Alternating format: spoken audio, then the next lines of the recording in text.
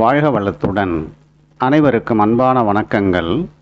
எல்லாம் வல்ல இறைவனின் திருவடிகளை என்னுடைய மனம் மொழி மெய்களால் போற்றி பணிகின்றேன்.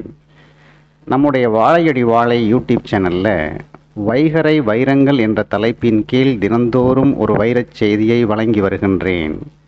அந்த வரிசையில் இன்று நாம் காணவிருக்கும் வைரச் செய்தியின் தலைப்பு பிரணவம். அனைவருக்கும் வைகாசி விசாக பெருவிழா நல்வாழ்த்துக்கள். முருகப்பெருமானுக்கு என்று நடத்தப்படும் பல திருவிழாக்களில் வைகாசி விசாகமும் ஒன்று என்பதை நீங்கள் நன்கு அறிவீர்கள். ஸ்ரீமத் பாம்பன் சுவாமிகளால் அருமுகச் சிவன் என்று அன்போடு அழைக்கப்படும் முருகப்பெருமானுக்கு உகந்த இந்த நன்னாளில் ஓம் என்ற சிறப்பு வாய்ந்த பிரணவ மந்திரத்தை பற்றிய சில முக்கிய செய்திகளை மட்டும் பார்ப்போம். தமிழ் மொழியில் ஓம் என்று நாம் அழைப்பதைத்தான் வடமொழி பிரணவம் என்று கூறுகிறது. வடமொழியில் அக்ஷரம் என்றால் எழுத்து என்று ஒரு பொருள் இருப்பதைப் போல மற்றொரு முக்கிய பொருளும் இருக்கின்றது. வடமொழியில் ஷரம் என்றால் அழியக்கூடியது என்று பொருள், அக்ஷரம் என்றால் அழிவே இல்லாதது என்று பொருள். இரண்டாவதாக கூறப்பட்ட இந்த பொருள் பலருக்கு தெரிந்திருக்க வாய்ப்பே இல்லை. அல்ல குறையாத அளவும் அழிவும் இல்லாத அமுதத்தை தருகின்ற பாத்திரத்தை அக்ஷய பாத்திரம் என்று கூறுவதை நினைவூட்டிக் கொள்ளுங்கள். அக்ஷரம் என்ற சொல்லின் பொருளும் எளிதாக புரிந்துவிடும்.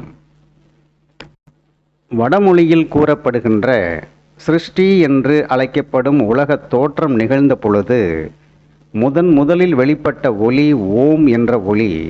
இதில் இருந்துதான் அனைத்து சொற்பிரபஞ்சங்களும் பொருள் பிரபஞ்சங்களும் பஞ்சபூதங்களும் உருவாகின என்ற உண்மையை நாம் தெரிந்து கொண்டால்தான் ஓம் என்பது எத்துணை முக்கியமானது என்பதும் நமக்கு புரியும். உலகத் தோற்றத்திற்கும் மற்றும் அனைத்து வெளிப்பாடுகளுக்கும் மூலமாய் இருக்கும் இந்த ஓம் தான் உலகின் அனைத்து மொழி எழுத்துக்களின் தாய் என்று கூறலாம். உலகில் உள்ள எந்த மொழியாக இருந்தாலும் சரி, எத்துணை வகையான எழுத்துக்களாக இருந்தாலும் சரி, அவைகள் அனைத்தும் ஓம் என்ற ஓங்காரத்திலிருந்து வெளிப்பட்டவைகள்தான். எனவே இன்று நாம் உச்சரிக்கும் எந்த மந்திரமானாலும் சரி, அவைகள் அனைத்திற்கும் தாயகமாக பிறப்பிடமாக இருப்பது ஓம் என்று புரிந்து கொண்டால் ஓம் என்ற மந்திரம் எவ்வளவு சிறப்பான மந்திரம் என்பதும் புரியும். இத்தகைய சிறப்புமிக்க ஓம் என்ற பிரணவ மந்திரத்தை குரு உபதேசத்தால் முறையாக உச்சரிக்க கற்றுக்கொண்டு விட்டால் உலகில் உள்ள அனைத்து சிறப்பான மந்திரங்கள் என்று கூறப்படும் எதனையுமே உச்சரிக்க வேண்டிய அவசியமே எழாது என்று புரிந்து கொள்ளுங்கள். படைத்தல், காத்தல், அழித்தல் என்ற ஒடுக்குதல் என்ற மூன்றும் தான் கடவுளின் மிக முக்கியமான தொழில்கள் என்று நாம் தெரிந்து வைத்திருக்கின்றோம். இவைகள் தவிர மறைத்தல், அருளல் என்ற இரு தொழில்கள் உள்ளன என்றாலும் முத்தொழில்கள் பற்றித்தான் நாம் அதிகமாக பேசுகின்றோம். தோற்றம், நிலை பெறுதல், முடிவுக்கு வருதல் என்ற மூன்று நிலைகளுக்குள் தான் உலகம் பரிணமித்து கொண்டிருக்கிறது. இதனை வடமொழி சிருஷ்டி, ஸ்திதி, லயம் என்ற வார்த்தைகளால் கூறுகிறது. இந்த ஓம் என்ற தமிழ் எழுத்தை, அதாவது பிரணவ மந்திரத்தை விரித்து எழுதினால் அது ஆ கூட்டல் ஊ கூட்டல் இம் என்று விரியும். இதுதான் தமிழ் கூறுகின்ற இலக்கண விளக்கம். இதில் வருகின்ற ஆ என்பது தோற்றத்தையும், ஊ என்பது காத்தலையும், இம் என்பது ஒடுக்குதலையும் குறிக்கின்றது என்று புரிந்து கொள்ளுங்கள். ஓம் என்பதற்கு இலக்கணமாக ஆ கூட்டல் ஊ கூட்டல் இம் என்று பிரித்து பொருள் கூறுவது என்பது மிக மிக எளிது. ஆனால் அந்த ஓங்காரமாகவே இருக்கும் மூல பரம்பொருளான சிவத்தை உணர்வது என்பது மிக மிக கடினம். எனவேதான் முருகப்பெருமான் பிரணவமாகிய ஓமின் பொருள் என்னவென்று பிரம்மாவிடம் கேட்டார். பதில் கூற முடியாத பிரம்மாவை சிறையில் அடைத்தார் என்று புராணத்தில் படிக்கின்றோம். இந்த கதையின் வாயிலாக நாம் உணர வேண்டிய உண்மை என்ன?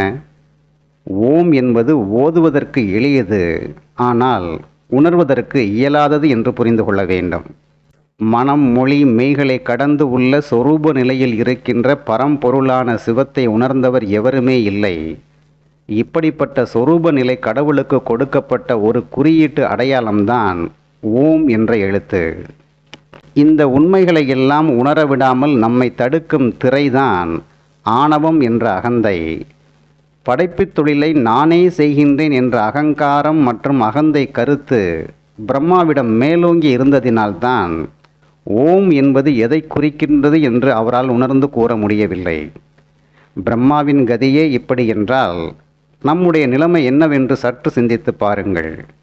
நாம் நம் அகந்தையை தணிக்க தணிக்க சிவமே ஓம், ஓமே சிவம் என்ற உண்மை நமக்கு புலப்படும். இத்துணை சிறப்புகள் அடங்கிய ஓம் என்ற மதிப்புமிக்க மந்திரத்தை முறையாக தினந்தோறும் ஜெபித்தாலே போதும். அது நம்மை சுற்றிலும் பாதுகாப்பு வளையமாக, கவசமாக இருந்து கொண்டு அனைத்து துயரங்களில் இருந்தும் நம்மை பாதுகாக்கும் என்பதில் துளியும் சந்தேகமில்லை. எனவே இன்றைய நன்னாளில் ஓங்காரமாய் இருக்கும் அருமுக சிவனான முருகப்பெருமானை மனத்தில் இருத்தி வணங்கி ஓம் என்ற மந்திரத்தை ஜபித்து எல்லா வளங்களையும் பெற்று இன்பமாக வாழ்வோம் என்று கூறி இன்றைய நாள் பதிவை நிறைவு செய்கின்றேன். ஓம் என்ற பிரணவம் குறித்து எண்ணற்ற விரிவான விளக்கங்களை நம்முடைய அருளாளர்கள் கூறி சென்றிருக்கின்றார்கள். அவைகளை பொருத்தமான காலத்தில் உங்களுடன் பகிர்கின்றேன். ஓம் முருகா சரணம். நன்றி, வணக்கம், வாழ்க வளத்துடன். அவன் அருளாலே அவன் தாள் வணங்கும் மகிழ்ச்சியுடன் உங்கள் ராதாகிருஷ்ணன்.